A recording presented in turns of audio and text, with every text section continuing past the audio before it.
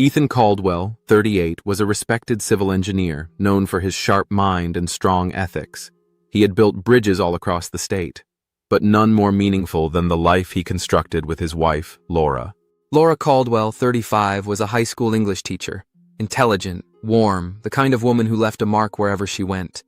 Together, they seemed like the perfect couple. Married for 12 years, living in a modest but lovely two-story home in Oregon, they had no children. Had tried for years to have a child. Fertility treatments, IVF. Nothing worked. The grief of that unspoken absence had eaten away at them quietly. Every morning they had coffee together. Every night they watched reruns of The Office and laughed like it was the first time.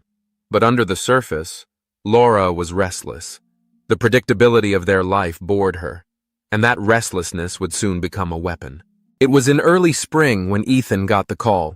His younger brother, Aiden Caldwell, 33, was in trouble. Aiden had always been the opposite of Ethan, a charming, impulsive bartender who drifted from job to job, woman to woman, city to city. But this time, the trouble was bigger. A bad breakup, job loss, mounting debts, and no place to go. Ethan didn't hesitate. Blood was blood. He offered Aiden the guest room, just until he got back on his feet. Laura raised an eyebrow, but smiled. "Of course," she said. "What's family for?" Aiden moved in with a duffel bag, a pack of cigarettes, and a grin that could melt ice. He was charismatic, funny, the kind of man who could light up a room. Laura noticed. How could she not? Aiden would help Laura with packing away groceries, cooking, laughing at her jokes. At first it was harmless, flirty banter, lingering looks, late-night wine after Ethan went to bed. But soon, harmless became dangerous. The tension between them crackled like dry leaves on fire. 3 weeks in, that's all it took. One rainy night, Laura knocked on Aiden's door with a bottle of bourbon and a story about a fight with Ethan over the phone about his recent work schedule. "He is working later than usual," she complained. "I think he is cheating." It started as a shoulder to cry on. It ended in the guest room bed. They told themselves it was a mistake, but it wasn't. It became a routine. Ethan would leave for his early morning site visits. Laura and Aiden would stay behind. And, behind the curtains, betrayal bloomed like rot. Ethan wasn't blind. At first, it was just a feeling, that sixth sense that something was wrong. Laura had become distant, cold. Her phone, once left on the kitchen counter, now lived in her pocket. Aiden, once grateful and friendly, was now defensive, quick to retreat behind a closed door. He noticed how Aiden's shoes weren't by the guest room door some mornings, how Laura wore perfume again, but only on weekdays, how she was glued to her phone when she thought Ethan wasn't looking. One day he came home early, having forgotten an important file, and what he walked in on confirmed his darkest fears. Door opening abruptly. Sudden silence. Aiden quickly stepping back from Laura. They weren't doing anything, but their guilt hung in the air like smoke. They looked startled, flushed. Laura's blouse slightly undone. Aiden's belt half-looped. Ethan said nothing, just stared, then left without a word. Ethan needed proof. As much as it tore him apart, he had to know the truth. He bought a hidden camera, one small enough to fit in the smoke detector above the hallway. He placed it himself while Laura was out running errands. Ticking clock, a laptop opening, Ethan reviewing footage in a dark hotel room. 3 days later, he found it. Footage of Laura slipping into the guest room, Aiden locking the door behind her, their silhouettes against the window pane, laughter, kissing, clothes tossed aside. He watched it all in silence, tears running down his face, not from rage, but heartbreak. I gave him a home. I gave her everything. He didn't confront them right away. He let the knowledge fester. He wanted to see how far they'd go.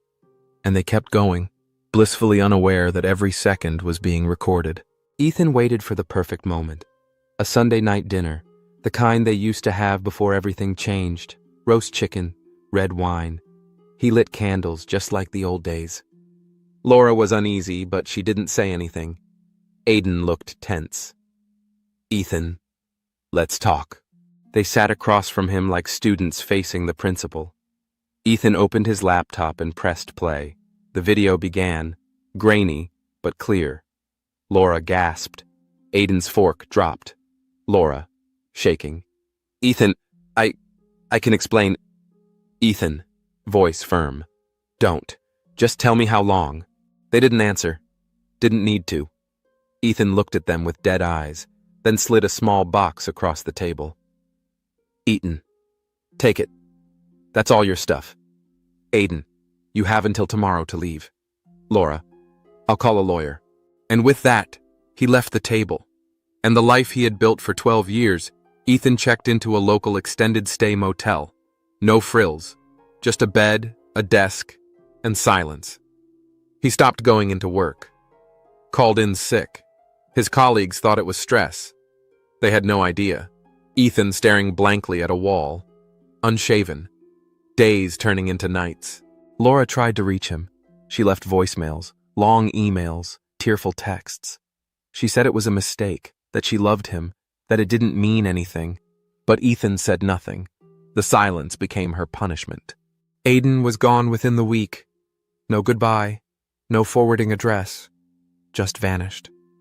Laura was left in the empty house. The rooms echoed with regret. 4 weeks passed. Ethan was a ghost of himself.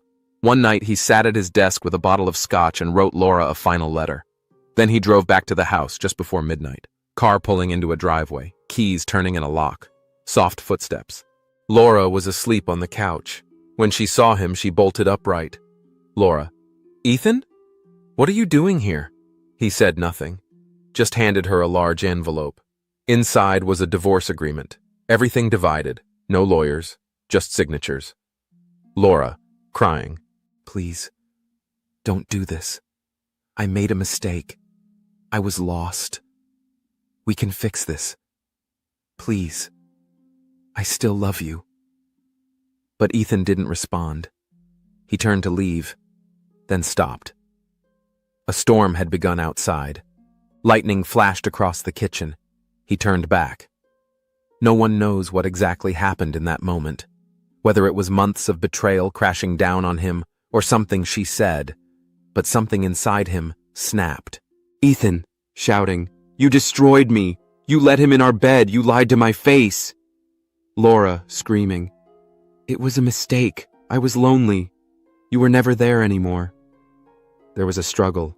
A glass shattered. A heavy skillet clattered to the floor. And then, silence. One dull, sickening thud. Then dripping water. Then silence. When the police arrived, called by a neighbor who heard screaming, they found Ethan sitting on the kitchen floor, cradling Laura's lifeless body. Blood pooled around her head. His hands were shaking, smeared in blood. What officers found inside was quiet and chilling. Laura was on the kitchen floor, a crimson pool beneath her head. The knife, an 8-inch chef's blade, still gripped loosely in her hand as if she tried to defend herself.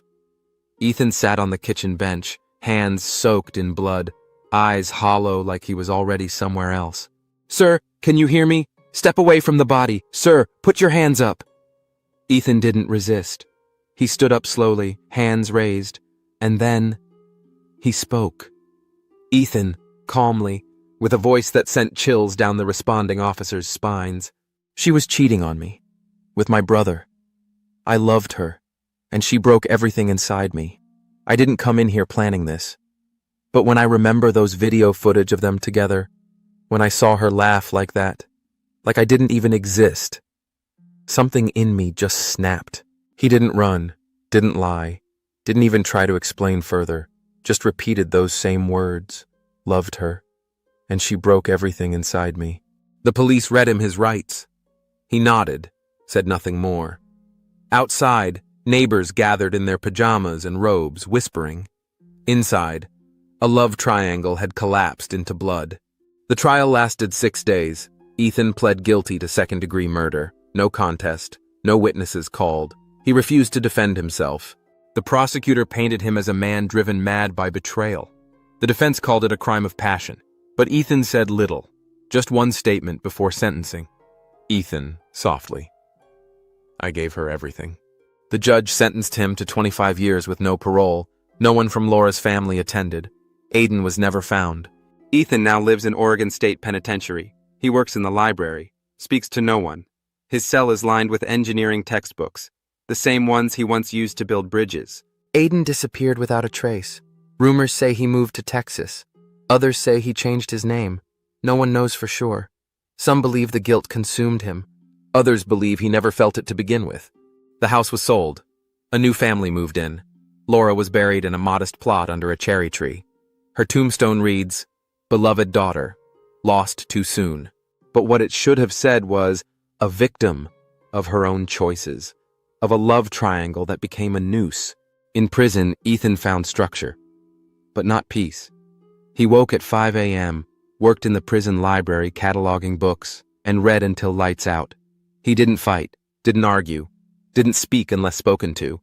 It was as though a part of him had died with Laura, and the rest was just serving time. He never spoke of the murder, never talked about Aiden, not once. The other inmates called him the ghost, not for what he did, but for the way he lived after it. Aiden became a phantom. After the news of Laura's murder hit the local headlines, he vanished. No forwarding address. His bank accounts were drained. Social media deleted. It was as if he never existed. Some said he fled to Mexico. Others whispered that he changed his name and started a new life in Canada. But the truth? No one knows. His parents, the few friends he had left, refused to speak of him. He was erased, by shame or fear, or both. The brothers' parents, Eleanor and George, were devastated. One son in prison, the other missing, a daughter-in-law dead, their family tree cut at the root. They stopped speaking to Ethan after the sentencing. George fell ill a year later and died from brain cancer. Eleanor now lives alone, never mentioning their names. The silence became her only survival. The house, once a home filled with laughter, late-night takeouts, and dreams, sat on the market for months. Potential buyers always walked away after the tour. Some said the air inside felt heavy. Others said they heard things. Eventually, it was bought by a young couple who didn't know the story, but neighbors still whisper when they walk by. They say the kitchen lights flicker at night, that sometimes they hear footsteps pacing, and a woman crying. Every year on their anniversary, Ethan writes a letter to Laura. He never sends it. He just writes it, folds it, and leaves it on the corner of his prison desk. Ethan wrote, April 7th. We would have been 15 years today. I still remember your laugh. I still hate you for what you did. But some nights, I still miss you. I think I always will. He burns the letter in a tin tray before lights out. Ashes to ashes. This story isn't just about infidelity. It's not just about murder. It's about the things people don't say until it's too late. The fractures that form in silence, the hunger for love, and the cost of betrayal. If Aiden had stayed away, if Laura had spoken up, if Ethan had just walked away, maybe this story would have ended differently. But in the end, 3 lives were destroyed by a single truth. That love, when built on lies, is just a ticking bomb. Betrayal can cost a marriage, but sometimes it costs a life.